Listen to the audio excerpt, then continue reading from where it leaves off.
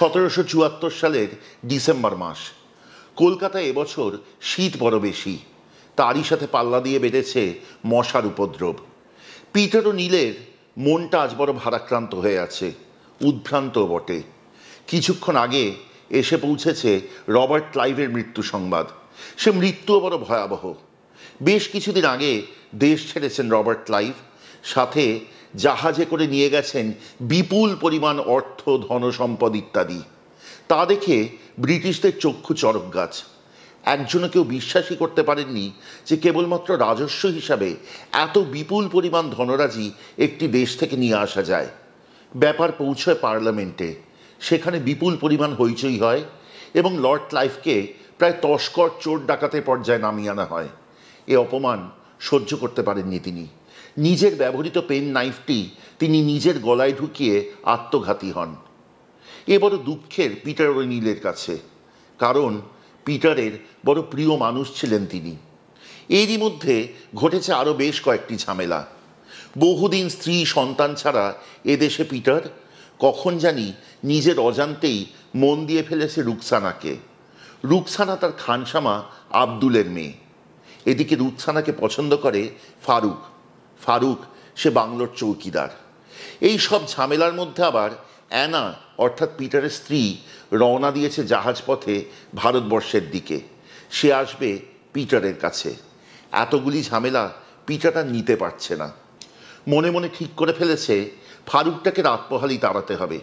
তবে তার আগে আজকের রাতটুকু ডুবে যাক সুরাপাত্রে।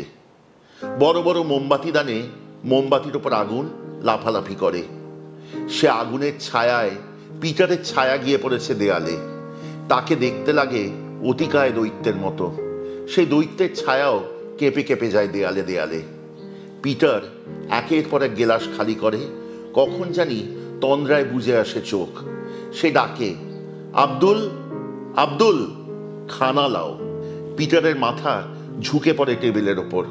কখন জানি মনের ভিতরে এক হয়ে যেতে থাকে অ্যানা আর রুকসানা, দুজনের জায়গায় প্রাণের গভীরে। কাকে আগে রাখবে বুঝতে পারে না। তেমনি এক হয়ে যেতে থাকে ফারুক আর লর্ড ক্লাইভ। দুটোই বোধহয় তস্কর, দুটোই চোর। চুরির জিনিসটা আলাদা আলাদা হয়, তা তো পিটারের চেয়ে বেশি কে ভালো বোঝে। পেছনে পদশব্দ শোনা যায়। কে জানি এসে কানের কাছে ফিসফিসিয়ে বলে, বারাসাব খানা। কিন্তু এ তো আব্দুলের গলা নয়। চমকে তাকায় পিটার, দেখে দাঁড়িয়ে আছে ফারুক। তার পরনে চাপরাশির পোশাক, মাথায় পাট্টা, পাগড়ি, গায়ে চাপকান, কোমরে এত বড় লাল কামরবন্ধ। রূপোর ট্রে হাতে দাঁড়িয়ে আছে, হাতে মুরগির মাংস আর তার সাথে পাউরুটি। সে ট্রে ফারুক রাখে টেবিলের সামনে। পিটার অবাক হয়, বলে, ফারুক তুম, আব্দুল কাহা? এক অদ্ভুত হাসিতে ভরে ওঠে ফারুকের মুখ। আর তারপরেই সেই মোমবাতির নেচে ওঠা আলোয় পিটার স্পষ্ট দেখতে পায় চোখের পলকে সামনে দিয়ে মিলিয়ে গেল ফারুক। পিটারের সারা শরীরে যেন বিদ্যুৎ খেলে যায়, চমকে ভেঙে যায় নেশা। সে উঠতে চেষ্টা করে টেবিলে ভর দিয়ে, চেয়ারটা পড়ে যায় এক পাশে। সে কোনো মতে গোঙাতে গোঙাতে ডাকে, আব্দুল, আব্দুল। এই বলেই সে দৌড়ে বেরিয়ে আসে বাইরে। বাইরে ঢালা লম্বা বারান্দা। ডিসেম্বরের সে শীতের রাতে চাঁদের আলো তেরছা হয়ে এসে পড়েছে সেই বারান্দার অপর প্রান্তে, যেই দিকে রান্নাঘর। অস্পষ্ট সে আলোয় পিটার দেখতে পায় কি যেটি পড়ে আছে সেখানে। সে দৌড়ে যায়, যেমনভাবে মরতে বসা ডুবন্ত মানুষ খড়কুটো আঁকড়ে ধরে তেমনভাবে। গিয়ে অবাক হয়ে দেখে সেখানে পড়ে আছে রক্তাক্ত রুকসানা আর আব্দুলের মৃতদেহ। পাশে পড়ে আছে একটি ছুরি, মাংস কাটার ছুরি। আর অদূরে পড়ে আছে ফারুকের দেহ। ফারুকের চোখ স্থির হয়ে তাকিয়ে আছে ছাদের দিকে, এবং তার পাশেই পড়ে আছে ইঁদুর মারা বিষের কৌটো। পলকে স্পষ্ট হয় পুরো গল্পটি পিটারের কাছে। ফারুক আক্রোশে আগে খুন করেছে মাংস কাটা ছুরি দিয়ে আব্দুল আর রুকসানাকে, তারপর নিজে খেয়েছে ইঁদুর মারা বিষ। কি করবে বুঝতে পারে না সে, কারণ পিটারের পাশে তখন ফারুক নেই, রুকসানা নেই, আব্দুল নেই। এত বড় বাংলোয় সে একদম একা। একেবারে একা। সে দৌড়ে ফিরে আসতে চায় ঘরটিতে। ঘরের ওমটি বুঝি ভালো লাগবে এই হেন সময়ে। এসে দেখে একটি মোমবাতি দান কাত হয়ে পড়ে আছে টেবিলের ওপর। বোধহয় সে যখন বেরোতে গিয়েছিল তারই হাতের ধাক্কায় তা থেকে আগুন লেগে গেছে টেবিল ক্লথটিতে। আর সে দাউ দাউ করা আগুনের সামনে রাখা আছে সে মুরগির মাংস আর পাউরুটি, বারা সাহেবস চিকেন। শ্রীমতী শতরূপা বন্দ্যোপাধ্যায়ের একটি রান্নার বইয়ের থেকে হদিশ পাই এই রান্নাটি বারা সাহেবস চিকেন। মনে ভাবি কত গল্পই তো এমন আছে কত রান্নার সাথে, তা কখনো বলা হয় কখনো হয় না, কখনো কল্পনাপ্রসূত কখনো সত্য। থাক না এ গল্প, কল্পনা আর সত্যের মাঝামাঝি কোনো জায়গায়। আজকে শিখব বারা সাহেবস চিকেন। চলুন শিখি।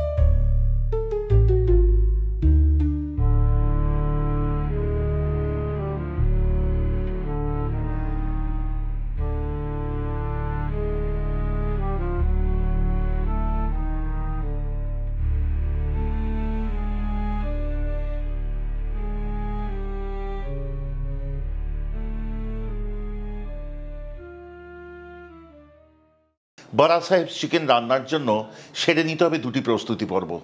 প্রথমত কড়াইয়ে সাদা তেল দিয়ে ডিম আধখানা লম্বা করে কেটে ভেজে তুলুন। তারপর সেই তেলেই ভেজে তুলুন ছোট আলু গোটা অবস্থায়।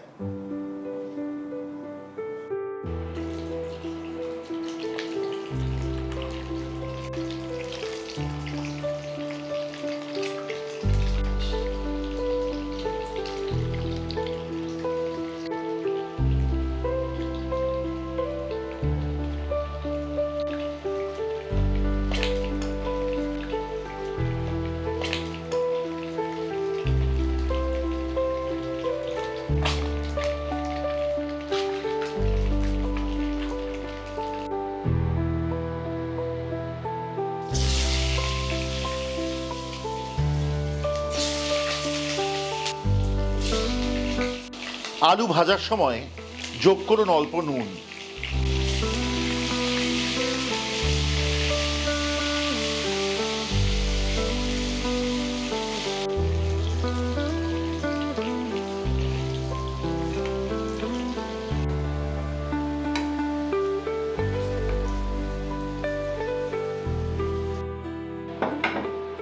আলু আর ডিম ভেজে তুলে রেখেছি। এইবার সেই কড়াইটি নামিয়ে বসিয়ে দিন আরেকটি নতুন কড়াই। এই কড়াইয়ে এবার ঢেলে দিন মাংস। আমি নিয়েছি 5 টুকরো বড় বড় করে কাটা মুরগি। সেই মুরগির সাথে যোগ করুন অল্প একটু রসুন বাটা, একটু নুন এবং খানিকটা জল। জল খুব বেশি দেবেন না, কোনো প্রয়োজন নেই। এবং সে মুরগি সেদ্ধ হতে দিন পরবর্তী 7 থেকে 8 মিনিট। তারপর সেই মুরগি ছেঁকে তুলে আলাদা রাখুন এবং সেই মুরগি সেদ্ধ জল অর্থাৎ স্টক আলাদা রাখুন।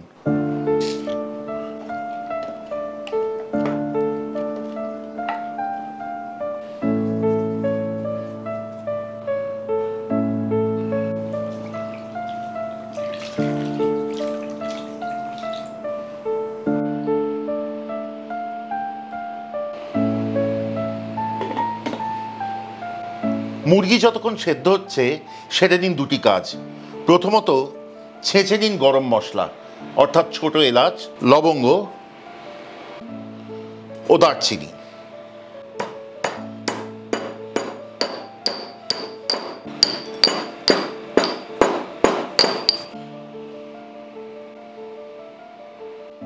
এবার একসাথে ভালো করে বেটে নিন 1 টেবিল চামচ পরিমাণ রসুন বাটা, 1 টেবিল চামচ আদা বাটা, 2টি শুকনো লঙ্কা, 3 থেকে 4টি কাঁচা লঙ্কা, 1 চা চামচের একটু বেশি হলুদ গুঁড়ো, 100 মিলিলিটার মতো ফ্যাটানো টক দই, 2 টেবিল চামচ পরিমাণ আমন্ড অর্থাৎ কাঠবাদাম বাটা এবং অল্প পরিমাণ জল।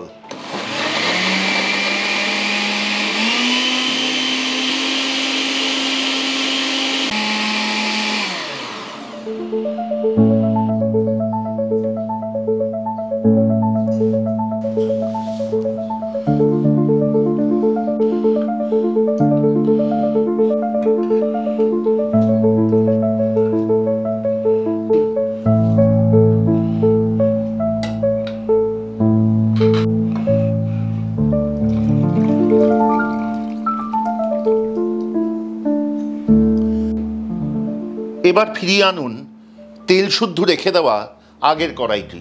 সেই তেলে যোগ করুন আরও একটুখানি সাদা তেল এবং তার সাথে 1 টেবিল চামচ পরিমাণ ঘি।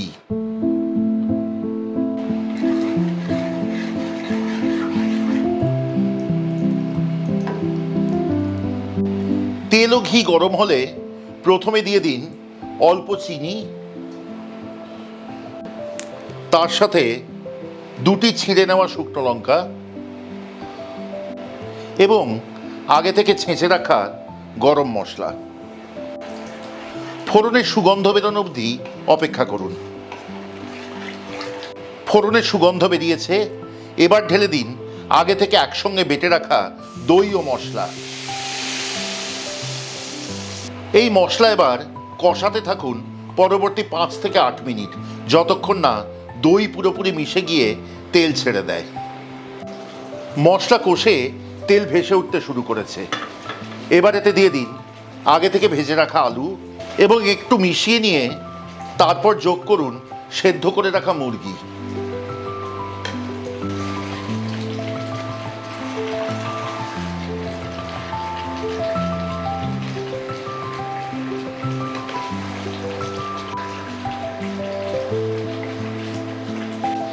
রান্নাটি মিশিয়ে নিয়ে যোগ করুন আধ কাপ পরিমাণ বেরেস্তা।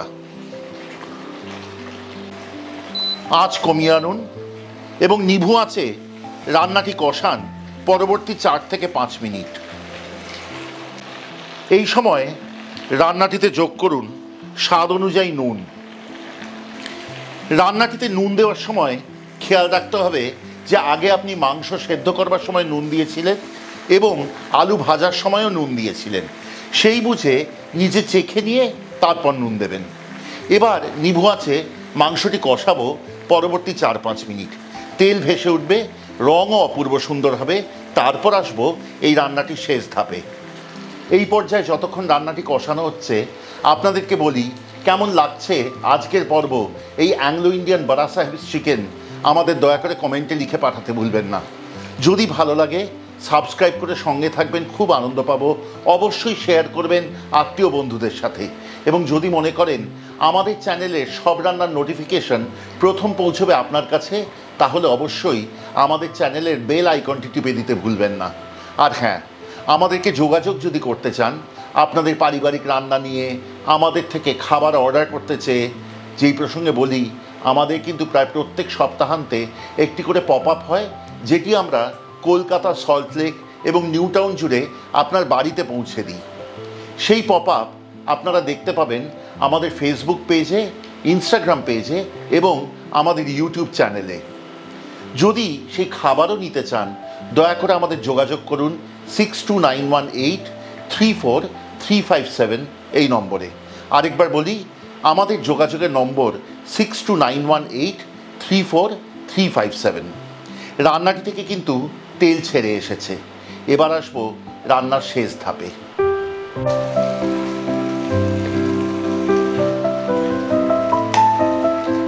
এইবার এই মাংসে ঢেলে দিন প্রায় 2 কাপ পরিমাণ আগে থেকে মুরগি সেদ্ধ করে রাখা স্টক। আবারও ভালো করে মিশিয়ে নিন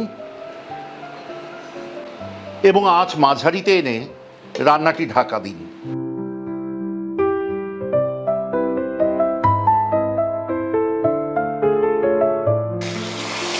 5 থেকে 7 মিনিটের মাথায় ঢাকা খুলে দেখবেন ঝোল ঘন হয়ে তেল ভেসে উঠেছে।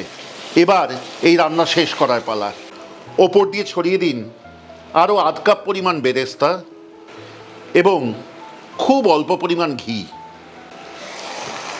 এই রান্না পরিবেশন করবেন অবশ্যই ব্রেড রোল, পাউরুটি, রুটি বা পরোটার সাথে, এবং সাথে চারপাশ ঘিরে আগে থেকে ভেজে রাখা ডিম সেদ্ধ দিয়ে দিতে ভুলবেন না।